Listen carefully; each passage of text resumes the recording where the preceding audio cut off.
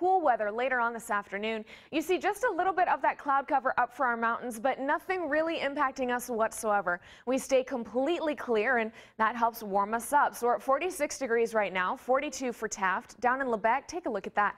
47 degrees for you, while Tehachapi is only at 28. So as everyone warms up later today at the bus stop, you'll see 47 degrees for the kids, still chilly, but very pleasant, with 76 our high for the day right at 3 p.m. as the kids are running home on this Friday afternoon.